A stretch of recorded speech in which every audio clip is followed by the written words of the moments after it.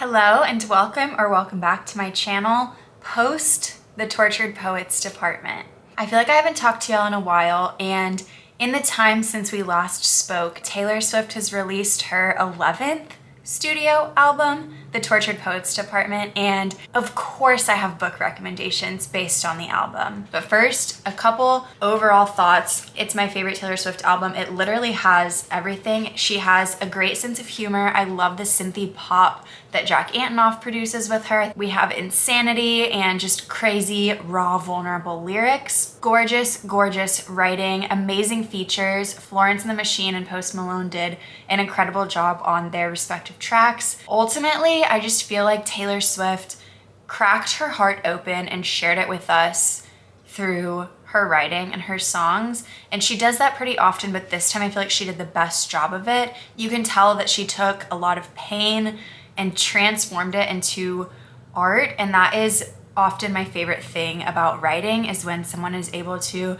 take what they're going through and turn it into something groundbreaking that feels so relatable because it's so vulnerable. And I love literature and music that comes from such an honest place, and I'm so excited to share some books that I feel like have similar vibes or the same vulnerable emotional feeling as the Tortured Poets department does. It's so hard to pin down like a favorite book or favorite songs, but my top 6 songs are what I'm gonna go off of for my book recommendations. We're gonna start out with Florida, which is just an incredible duet between Florence Welch and Taylor Swift. I think their voices sound incredible together. They are different, but I think the contrast just adds so much depth to the song. The vibe of Florida reminded me of a book that I read as required reading for a short story assignment in high school, which was called St. Lucy's Home for Girls Raised by Wolves by Russel. This is a collection of 10 short stories that take place in the Florida Everglades. On Goodreads, the synopsis says, wolf-like girls are reformed by nuns, a family makes its living wrestling alligators in a theme park, and little girls sail away on crab shells. It's very like beachy and free and swampy and gothic and bizarre, and that really reminds me of the song Florida and just the general vibes of Florida. I feel like there's something in their water there. I love that place. This short story collection is the first thing I felt like I read that was like bizarre and stood out to me in a way where I was like, wow, I didn't know that a story could do what this story did. So I'm actually on page 60. I'm rereading this right now, so I'm on like the second or third short story. Just going back, because I think that I only had to read 2 of the short stories in here. I picked this book off of a list in high school, but I'm really glad for assigned books like this where you get to really pick something that you're interested in. This was great. I would definitely recommend it, and when I finish it, I'll definitely have thoughts to share with y'all overall. Moving on to a gorgeous, addicting song about the power of imagination and men who wear Doc Martens, Guilty as Sin. This song is so fun. It wasn't one of my initial favorites listening to the album, but it has grown on me so much. There's just something so catchy about it and something so relatable about just like how good something can be in your imagination, especially when you're a creative person who is good at envisioning stories and like lets their imagination run wild. And the idea of just like yearning after someone is incredible, and Taylor Swift captured those feelings perfectly in Guilty as Sin. A book that I feel did a great job capturing those same emotions is Daisy Jones and the Six by Taylor Jenkins Reid. I love to recommend this book. It's so iconic, and I feel like Guilty as Sin was literally written for Daisy and Billy. This book had my heart in its hands as I was reading it. These characters were jumping off the page. I felt so connected to them. I felt so connected to the story, and I love the format in which the story is told because it's told in an interview style format. So if you really like dialogue, this is a great book.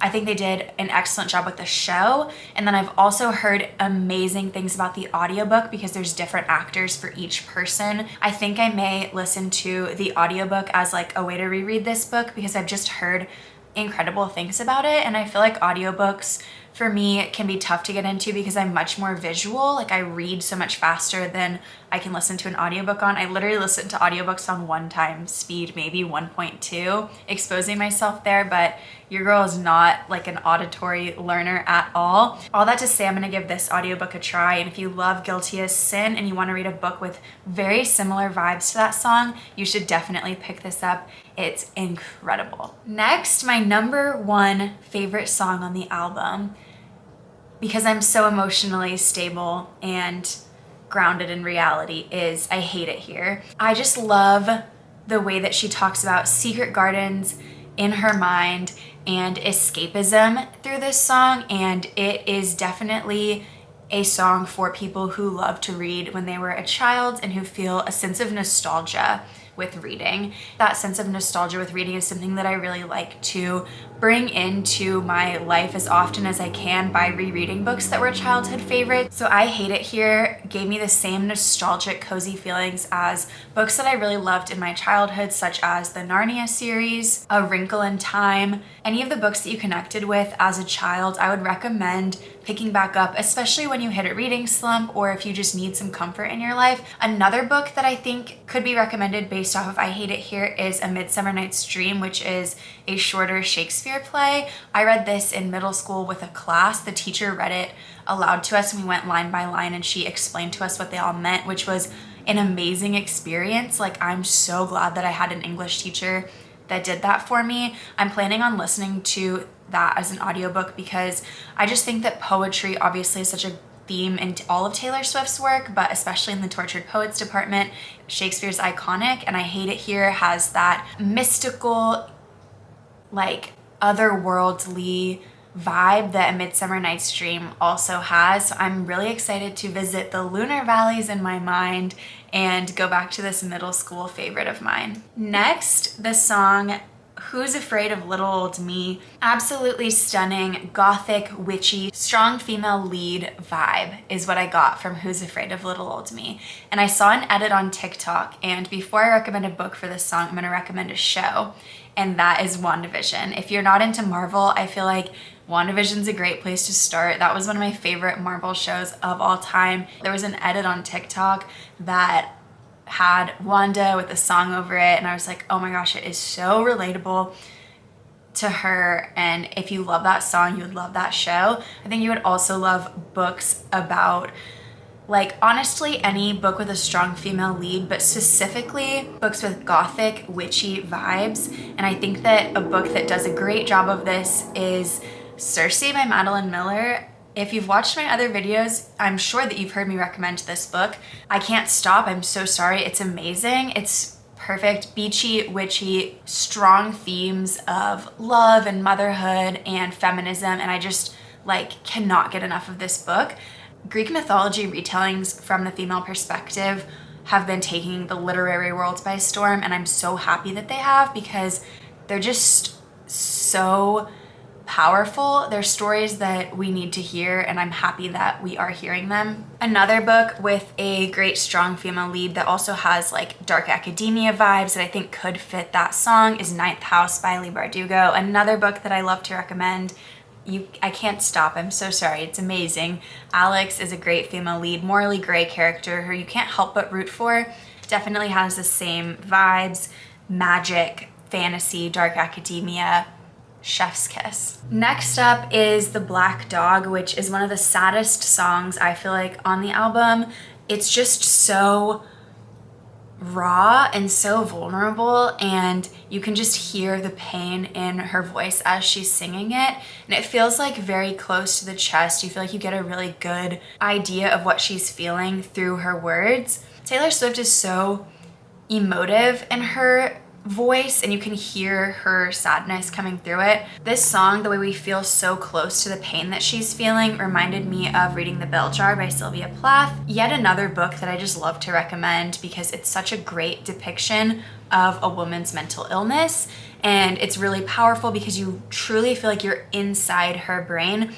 This is a book that you should read with caution if you're not in a great place, I would say. This book is a feat in just showing the inside of someone's brain in such a vivid way. Another book for the Black Dog is a book that I finished recently, The Invisible Life of Addie LaRue. The vibes of the Black Dog remind me of this book.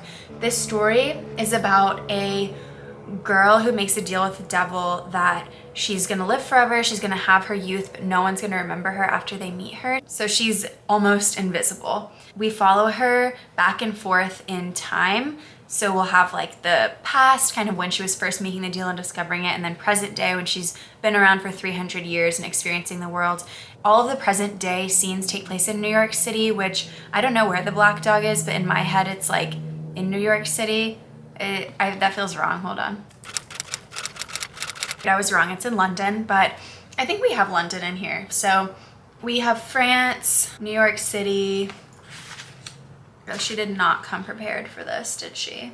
Whatever, France, London, the vibes are there. She's in bars often, just like blending in with people. Overall, had a great time reading this book, and reading this while the Tortured Poets Department was coming out and I was listening to that felt like perfect. All right, finally we have just unfortunately such a relatable song to me, which is Down Bad. This song is just such an angsty, teenagey, lovey song, and I relate. Like when I have a crush on someone, it's almost completely devastating to me. Some books that I've read that also have that same feeling that I feel when I get a crush, am I exposing too much about myself, are the Once Upon a Broken Heart series. This is the second one in the series. It's my favorite one. The third one I didn't love, but this series and the Caravel series, since they are YA, the love and the romance feels more angsty. You're just down bad for this person, can't stop thinking about them. These books were so fun. They were a perfect fairy tale, and if you're wanting something lighthearted, YA, whimsical, these are great. I would just honestly read book 1 and 2 and just then stop reading the series, but do what you want to do. This is your life. And then I also would say that the Twilight series reminds me of Down Bad for sure, and Marissa, I'm gonna put her YouTube channel right here, also said this in her video about the Tortured Poets Department. I totally agree, but I would honestly recommend watching the movies instead of the books because I feel like the books just aren't great. The movies pack so much more of a punch. Some books you just don't need to read, you can just watch the movie, which is a crazy thing to say as my last thought for this video. Overall, this album is probably one of my favorite Taylor Swift albums, if not my favorite Taylor Swift album, so I'm really excited that it exists and that it's 31 songs long and that there are so many literature references in it and it's so poetic. It's been making me feel so creative. I'm gonna listen to A Midsummer Night's Dream because I think iambic pentameter is cool and I want to learn more about poetry. So if you have any great poetry recommendations for me, please put them in the comments. And then if you have any other books that came to mind while listening to the Tortured Poets Department, I would love to hear your thoughts because two of my favorite things, you know, good music and books. Thank you so much for watching. I will see you next time. Bye.